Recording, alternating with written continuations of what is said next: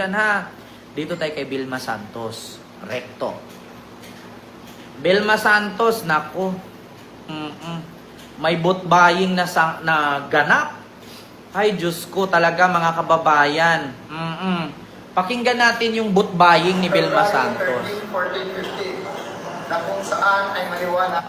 Alam nyo ba yung issue kay Vilma Santos? Vote buying daw, namigay daw ng 3 Toyota Vios. Nako, totoo ba ito? Ayon dito sa nagreklamo sa kanya, hindi ko alam kung sino tong nagreklamo eh. Si ano ba to? Na siya ay nagbigay ng May nagreklamo, ang pangalan niya G. Ilagan. Si G. Ilagan daw ang nagreklamo. Siguro kalaban to ni Ate V. Kalaban ba ni Ate V sa politika itong si G. Ilagan? Paki-comment nga mga kababayan. Paki-comment nga kung totoo na kalaban niya itong si G. Ilagan sa politika. Sangkot daw si Ate V, no? Sa vote buying daw sa naturang festival. May festival ba 'yon? Ito mga kababayan, pakinggan ninyo. Galing sa PhilHealth yan. Artista yan, Kent. Artista ba to si G. Ilagan? Hindi ko kilala eh. Lumabas ang totoong kulay ni Ate V, sabi ni Selfa Glory. Salamat po sa Ma'am Selfa. Kabatch ni Vilma yan. Ano sabi? Muro-muri, makasakay ka doon ng tren sa ilalim. Kabatch daw ni Vilma. Tatakbo siyang gobernador, kalaban po ni Vilma Santos. Kaya naman pala. Pero reaksyonan pa rin natin.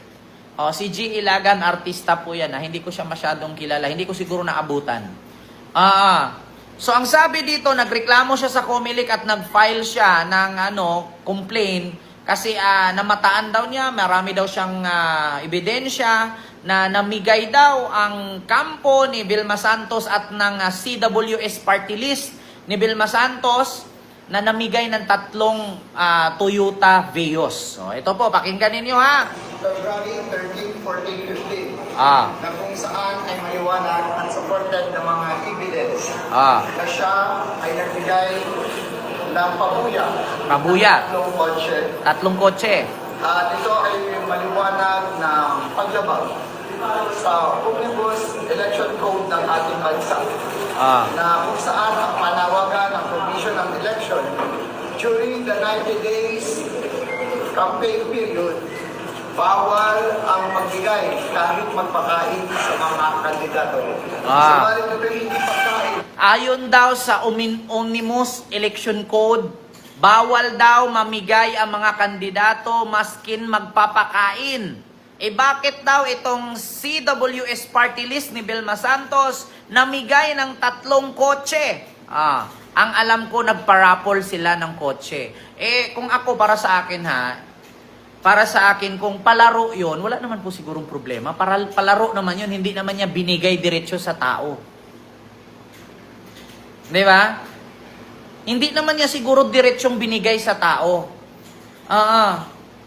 Patay na si G. Ilagan na artista. Hindi ko alam kung sino to. May nag-comment lang G. Ilagan eh. Ma'am Binkent, wala na yan. Sira na yan kay Vilma. Sabi ni Luisito Pelariha. Nag-file daw siya ng complaint sa Comelec na namigay daw ang CWS party list ni Vilma Santos ng 3 kotse. Patay na daw si G. Ilagan. Hindi ko alam kung sino ito. Ito'y 3 kotse. 3 kotse. Na Vios ang pinapremyo.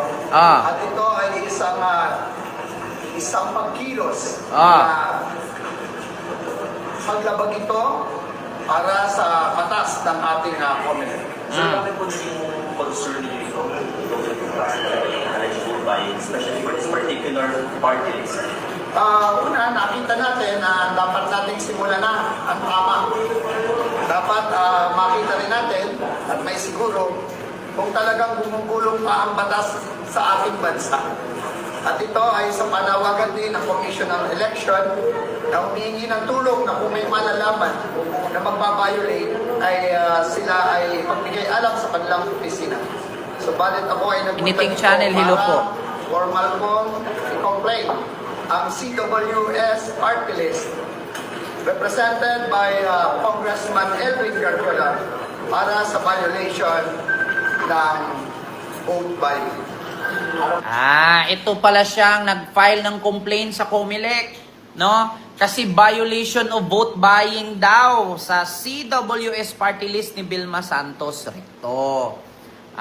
Hindi ko alam kung sino ito, Sinisiraan yan ng kalaban. Kaya naman pala, karapatan niya yon. Karapatan niya magreklamo. Wala akong pakialam dyan kung anong reklamo niya dyan patungkol sa sasakyan daw na 3 Toyota Vios na pinamigay daw ng evidence po yan and not hearsay lang, sabi ni Ma'am Lilibet Juicy.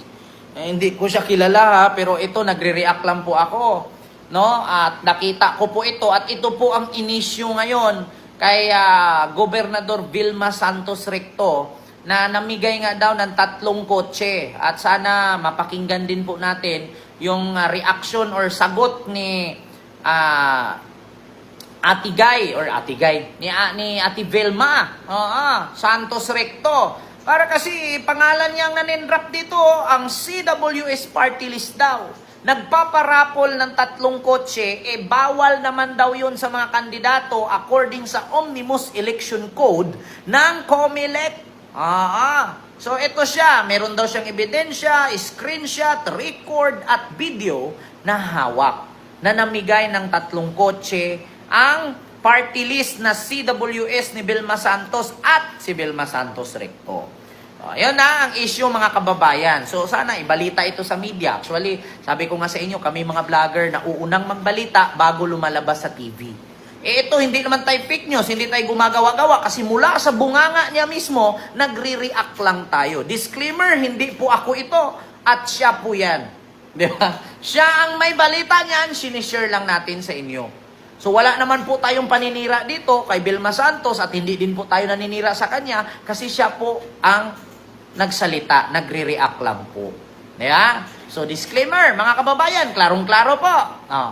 Alam nyo, sa politika kasi, minsan, bago ako mag-end ng live minsan sa politika kasi, kahit kapatid mo nga, kalaban mo eh. Tignan mo mga Binay sa Makati. Magkakapatid, naglalaban. Tignan mo yung mga Kaitano sa Taguig. Magkakapatid, magpipinsan, nagkakalaban. Dahil sa politika. So ito pa kaya na hindi naman sila kaano-ano ni Vilma. Malamang sa malamang, magkakalaban sila. Alam niyo sa politika, ang mga politician parang artista yan.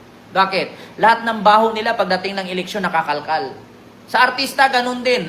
Ultimo butas ng puki nila at butas ng puwet nila nalalaman. Dahil nga, artista at politika, same function. Antayin natin sa balita kung ano ang reaksyon ni Vilma Santos dito. Sa katunggali ni Vilma Santos sa pagkagobernador. Sabi ni Ma'am DC Rigasman. 3 cars. Ayan, second, 1 tao, 3 cars. Ganon ba yun? 1 tao, 3 cars na panalunan? Sir Danilo Adolfo? Nako, wala akong alam dyan. Basta yan lang ang nabasa ko mga kababayan. At least ito hindi fake news Antayin natin ang balita ng ABS-CBN, GMA, TV5, kung anong reaksyon ni Vilma Santos dito.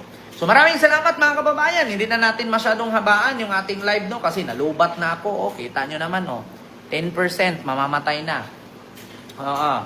So yun lang yung aking live. Hindi ko na masyadong tagalan.